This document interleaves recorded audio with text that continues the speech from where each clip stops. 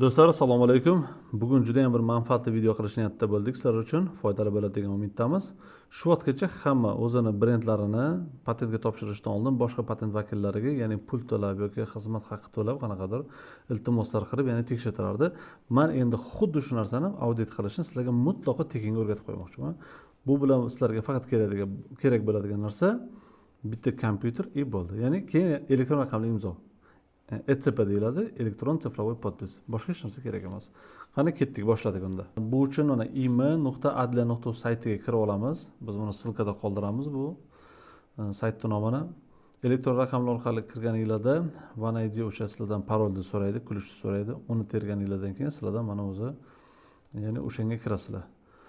Kirganda elektron raqamli imzoni paroli ham sizlarga bo'lish kerak. Bizda endi parol doimiy terilgan bo'lgani uchun bizda to'g'ridan to'g'ri kirib ketdi. Sizlarda bu parol so'raydi. O'sha parolni terib, ya'ni o'sha platformaga kirib olasizlar. Kirganda xuddi mana shunaqa ekran ochiladi, ya'ni o'sha shaxsiy kabinetingiz. Sizlarga shaxsiy kabinet kerak emas.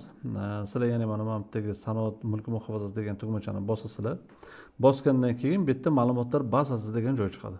Ya'ni ma'lumotlar bazasi degan joyda nuqta bosib o'sha sahifaga o'tamiz. Ko'rib turganingizdek, bu yerda sizlarda ham balkim chiqish mumkin, balkim chiqmasligi mumkin hech narsa. Mana bu yerda ya'ni oxirgi marta ya'ni oxirgi topshirilgan tovar belgilari, sanoat namunalari misol uchun hammasi mana shu yerda ko'rinib turibdi hozir. Endi bu yerda mana tagida o'ng tarafda burchakda bizda mana filtr degan tugmacha bor. Filtr degan tugmachani bosdikda mana bu yerda mana ko'k yana belgi bor, filtr plus. Bu nuqtani bosamiz. Mana endi eng qiziq bo'ladigan joylar mana shu yerda bo'ladi. Bu yerda biz yana bitta filtr qo'sha olamiz. Nima uchun? Chunki birinchi qatorga biz o'zimizga tegishli bo'lgan tovar belgisini, o'sha brendning nomini kiritishimiz zarur bo'ladi.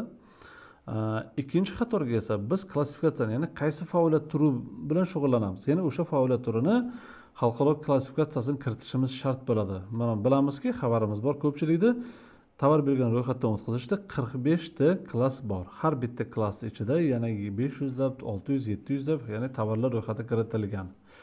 Xuddi shunday ikkinchi qatorga biz mana TXXX xalqaro klassifikatsiya sinfini tanlab olamiz. Bu yerda teng knopkasini bosamiz. Bu yerda masalan aytaylik, kelaylik masalan 25-sinf deb o'ylaylik. 25-sinfda bu kiyim-kechaklar ishlab chiqarish bilan bog'liq bo'lgan yo'nalish. Agar sizga bir vaqt o'zida 2 ta, 3 ta masalan sinflar kerak bo'ladigan bo'lsa, siz alohida tekshirishda biz ya'ni tavsiya bergan bo'lar edik. Misol uchun 25 ta ishlab chiqarish bor, yana alohida shunda yana bir do'konlar, showroomlar qilaman desanglar, demak 35 ham kerak. Bu holatda sizlar 35-klassni ham alohida kiritmaysizlar, ya'ni oldin 25 ta tekshirib olasizlar, undan keyin keyingisiga o'tasiz. Mana bu yerda ahamiyat qilgan bo'lsanglar, 3 ta belgi turibdi, ya'ni oldin yulduzcha, keyin chiziqcha, pastdagisi chiziqcha, keyin yulduzcha, bu yoqda 2 yulduzchani o'rtasida yana chiziqcha. Bu nima degani? Yana mana bu 5 yulduz bu sizni tovar belgingiz yozganlar, mana bu yerda yozilgan so'z oldin keladi, undan keyin boshqa elementlar, so'zli elementlar keladi. Misol uchun kelaylik, misol uchun biror bir nomni o'ylab ko'raylik. Masalan, nima degan nomni kiritsak bo'ladi? Kelaylik, misol uchun lider degan so'z kiritib ko'ramiz masalan. Mana lider degan so'zni kiritib ko'rdik. Tak, endi liderda biz mana bu tugmachani bossak, oldin lider keladi, undan keyin boshqa so'zli elementlar keladi. Ya'ni bunga qo'yib oldikda, endi bu yerda mana filtr degan tugmachani bosib olamiz. Ya'ni 25-klassda ayni kiyim-kechak ishlab chiqarishda bormi, yo'qmi? Tak, mana bizga ochib berdi 2 ta liderda. Bittasini endi ahamiyat qildik bu yerda. Mana lider line degan bo'lgan, lekin bu 2014-yilda patent olgan bo'lgan, 2023-yilda buni, ya'ni huquqiy muhofaza muddati tugagan bo'lgan. Bunda mana lider line deb chiqdi bizda. Bunga ahamiyat qilmaymiz, o'sha muddat o'tgan. Mana ikkinchisi yana kim boshqa kishi topshirgan bo'lyapti, ya'ni lider isfan, shois. Ya'ni demak shois dedim, demak oyoq kiyimlar menimcha, скорее всего. Mana misol uchun oyoq kiyimlar, botinka, sportivniy butsi, galosh, getri, obuv deb yozilgan. Xullas bo'ldi. Bu nima degani? Misol uchun mana bu yerda ochdik, botinka lыжный bor, lekin lideri bilan ko'ylak, kostyum shim misol uchun aytaylik, yoki qana futbolkalar deb qilsanglar bo'ladi. Nimaga? Sababi bu lider u yo'nalishlarda olmagan. Ya'ni u kiyim-kechaklar u turlari bo'yicha bo'lgan. Bu faqat oyoq kiyimlarga, ya'ni fokus qaratgan. Demak, endi yana dal chiqarishni davom etamiz. Keyingisida endi biz buni qo'yganimiz sababi mayli lider degan so'zi bizda keyin kelsin, ya'ni so'z 2 ta 3 ta so'zlardan iborat bo'ladigan bo'lsa keyin kelsin degan ma'noda. Endi yana mana tugmachani bosamiz, filtr degan tugmachani. Mana bu yerda yana chiqdi. Bittasi neo leader, ya'ni boj muddati tugagan deyapti. Ikkinchisi the leader, ya'ni the leaderga, ya'ni so'rovnoma yuborilgan. Endi so'rovnoma nima uchun yuborilgani естественно bu yerda ko'rinmaydi. Balkim bu to'ldirishda xatolik yo'l qo'yilgan bo'lishi mumkin.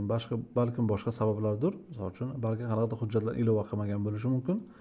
Shu sababli bunga tegishli tartibda so'rovnoma yuborilgan.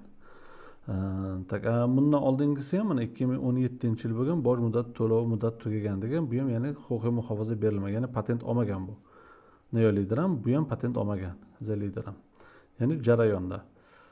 Keyingisiga biz mana bu ikkita yulduzchani qo'yganimiz, bunda faqat lider degan so'z kelsin degan ma'no bor bu yerda. Ya'ni bu yerda mana endi bosib ko'ramiz, faqat liderda o'zi bormi, yo'qmi? Mana lider bilan bog'liq, liderant degan ham berdi misol uchun. Bunga ham so'rovnoma yuborilgan. Bu mana bitta 11, 25, 29, 30, 37, 43 bo'yicha. Mana shu yerdan o'zi ko'rishimiz mumkinki, ya'ni lider degan so'zga hozirgi kunga qadar hech kim ya'ni bir patent olinmagan shu holatgacha. Kimdadir so'rovnoma yuborilgan, kimdadir aytaylik huquqiy muhofazasi tugagan muddatda amal qilish mumkin, kimdir boj to'lovini to'lamagan, xullas shunaqa holatlar bor bu yerda. Shu uchun ham xuddi mana shunaqa narsa chiqdi. Endi yana bitta boshqa nom bo'yicha yana uni ham bir kiritib ko'ramiz. Tasavvur qilaylik, bizda misol uchun ustoz lider deylik. Ikkita so'zdan iborat edi bizda endi liderimiz. Ya'ni bitta lider degan so'z emas, ustoz lider edi. Bu holatda har bittasini alohida ham tekshirib olish kerak. Mana misol uchun biz liderni tekshirdik. Endi misol uchun ustoz lider degan so'zni o'zini ham bitta tekshirib ko'ramiz. Qani o'zi bu elementlar chiqadimi, chiqmaydimi misol uchun. Ya'ni ustoz liderni o'zi yo'q. Ayni shunisi o'zi. Keyin ustozni o'zini ham alohida tekshirib olish shart bo'ladi. Bu holatda mana bunda ham yo'q. 3-holatga kirdik. Demak, bunda ham yo'q. Endi liderni o'chirib tashlaymizda faqat ustoz degan so'zni, ya'ni so'zda elementni o'zi qoldi. Mana bu holatda ham mana ustoz chiqmadi. Bunisida ham chiqmadi. Mana bunda ham yo'q, misol uchun. Bu yoqda ham yo'q. Mana bu xuddi bu holatda ham mana chiqmadi. Endi misol uchun yana bitta holati bor. Mana misol uchun bilamiz, tovar belgilari so'zli belgi faqat tasvir bo'lishi mumkin yoki so'z bilan tasvir birgalikda kelishi mumkin. Endi shunday holatda lider degan so'z so'ziga ham huquqiy muhofaza berilganmi, berilmaganmi, amaliyotda qanaqa bo'lgan? Bu holatni o'rganish uchun mana bu yerda himoyalanmaydigan elementlar degan tugmachaga o'sha belgini qo'yib olamizda, ya'ni tegishli anaqani galdochkani. Ana undan keyin yana bir bor qidirib ko'ramiz. Mana bu yerda chiqdi. Ya'ni mohiyat bo'yicha ekspertiza turibdi, amal qilish muddati. Demak, mana bu amal qilish muddati ham ilgari bo'lganda, ya'ni huquqiy muhofaza berilgan. Demak, lider degan so'z o'zini ham huquqiy muhofaza qilsa bo'ladi. Tushuntira oldim degan umiddaman. Endi misol uchun xuddi shu. Masalan, sizlarda agar 3 ta so'zdan iborat bo'ladigan bo'lsa, unda har bitta so'zni alohida tekshirasizlarda, xuddi shunaqa o'tasizlar misol uchun. Masalan, liderman bo'ladigan bo'lsa ham, masalan, tasavvur qilaylik, sizlarga lider emasda, liderman edi. Bunday holatda ham oldin lidermanni o'zi bilan tekshirib ko'rasizlar. Ya'ni lidermanni o'zi bilan tekshirib ko'rdinglar, 3 ta holatda ham, ya'ni demak 3 ta holatda ham liderman chiqmadi. Endi bu holatda liderman ikkita so'zli elementlarni qo'shilmasi, ya'ni lider ham alohida bitta ma'no, man ham ya'ni erkak kishi, bu ham alohida bitta ma'no bo'lgani uchun ya'ni bu yerda so'zni mazmuni o'zgartirib yuborilmayapti-da. Ikkita so'zni birikma bo'lgani uchun lider so'zini alohida tekshirasizlar. Man so'zini alohida misol uchun tekshirasizlar. Mana misol uchun biz liderni tekshirdik bu ikki holatimizda. Endi xuddi shu holatda, ya'ni man so'zini tekshirib ko'ramiz misol uchun, ya'ni 25-sinfda. Mana 25-sinfda endi man so'zini qo'ygandan keyin bu holatda 25 ta chiqadimi yo chiqmaydi? Ya'ni shuni o'ziga ahamiyat qilishimiz kerak bo'ladi. Tayvan belgini olib tashlaymiz.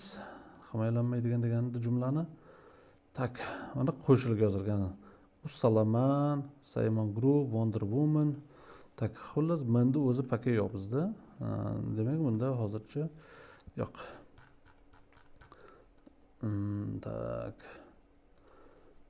Bizga keyin kelish kerak, ya'ni misol uchun. Oldin kelish kerak. tak mana chaqirib olingan bo'lyapti.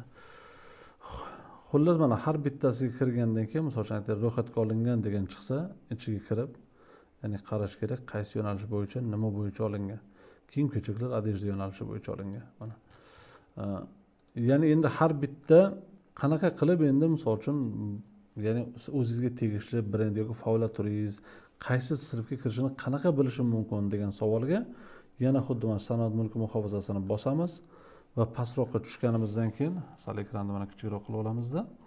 Mana bu yoqqa pastroqqa tushganimizdan keyin mana interaktiv xizmatlar bo'limi bor. Bu yerda tovar va xizmat ko'rsatish belgilari sinfi deb yozilgan. Mana shu yerga kirganingizdan keyin men tavsiya qilgan bo'lardim uni ruschasiga o'tkazib olishdi. Ya'ni bu yerda ya'ni aniqroq bo'ladi. Hozir Poyexda masalan yozsanglar menimcha chiqarmaydi hozir. Ya'ni sizlar oldin bu yerda mana umumiy qaysi sohaga tegishli ekanligini yozilgan bu yerda. Misol uchun mana masla, smaska, vosk misol uchun chiqarilgan. Mana bizlar masalan kiyim-kechak va tapishga desak chiqmadi hozir. Nimagaki? Chunki oldin o'shani klassda o'zga sinfga kirib olish kerak. Ya'ni adejda obuvga kirib olamiz. Endi bu yerda misol uchun mana tapishga desak chiqib kelaveradi. Tushuntira oldimmi? Ya'ni shu klassga sizlarga o'tiribdi. Demak, oldin biz zagolovkasi bo'yicha, ya'ni boshidagi o'sha so'zli birikmasi bo'yicha topib olamiz qaysi sinfga kirishini. Undan keyin unga kirib, ya'ni aynan qaysi tovar belgilasiga tegishli ekanligini tekshirib ko'ramiz. Qaysidir agar tovarni belgi ro'yxatdan o'tgan bo'lsa, bunda ham o'sha ahim qo'rqmaymiz. Ya'ni avvalambor o'sha tovar belgilari aynan o'sha sinfda, aytaylik, o'sha 25-klassda qaysi yo'nalishlari bo'yicha olgan. Misol uchun aytaylik, sizda shim bo'lsa, lekin kimdir o'sha liderda olgan, lekin misol uchun ayollar kiyimi yo'nalishida olgan. Una holatda bemalol xo'rasa yoki bosh kiyim bo'yicha liderda olgan, lekin siz kiyim-kechakka bemalol lider degan so'zni o'tkazsangiz bo'laveradi. O'ylaymanki manfaatli bo'ldi. Endi patent vakillariga yoki boshqa bir huquqshunosga iltimos qilmasdan bevosita o'zingizlar o'sha notebookdan foydalangan holda tovar belgilaringiz bormi, yo'qmi, shuni tekshirib olsanglar ham bo'laveradi. Buni qulay tomoni shundaki, ya'ni o'zingiz bilmagan holatda o'zgaga tegishli tovar belgilaridan foydalanib qo'ygan taqdiringizda o'zingiz xohlamagan taqdiringizda ham, ya'ni huquqbuzar bo'lib qolishingiz yoki sizga nisbatan da'vo qo'zg'atilishi yoki qanaqadir jarimalar tortilishi xavfidan o'zingizni ya'ni saqlagan bo'lasiz. O'ylaymanki, ushbu videomiz sizlar uchun manfaatli bo'ldi. Bizni kuzatishda davom etinglar. Salomat bo'linglar.